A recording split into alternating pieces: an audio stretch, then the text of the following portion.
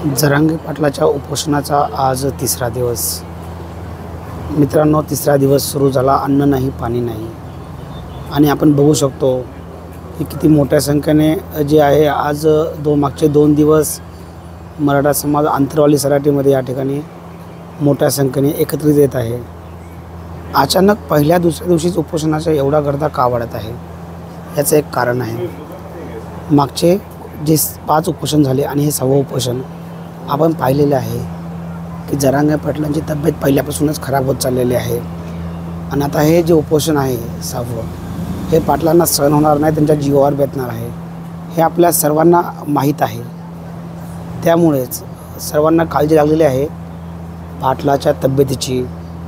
कारण की आपल्याला आरक्षण पाहिजे आहे, पण आपल्याला जरांगे पाटलांची तब्येतसुद्धा पाहिजे.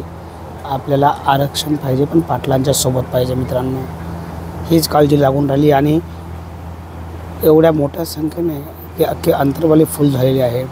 एवढ्या मोठ्या संख्येने मराठा समाज अंतरवाली सराटीमध्ये आलेला आहे. तर आता हे सर्वजण येऊन या ठिकाणी पाटलांना हे सांगत आहेत की पाटील, आम्हाला तुम्ही पाहिजेत. पाटील, आम्हाला बाकी काही नको आहे, आम्हाला फक्त तुम्ही पाहिजेत. आरक्षण पाहिजे, पण तुमच्याशिवाय नाही, तुमच्यासोबत. मित्रांनो, जास्तीत जास्त संख्येने मराठा समाज संपूर्ण महाराष्ट्र अंतरवाली सराटीमध्ये येत आहे. त्यांचं दैवत छत्रपती शिवाजी महाराजांनंतर जे आपल्याला लाभलेलं आहे ते आहे जरांगे पाटील, ज्यासाठी आज संपूर्ण महाराष्ट्र अंतरवाली सराटीमध्ये येत आहे.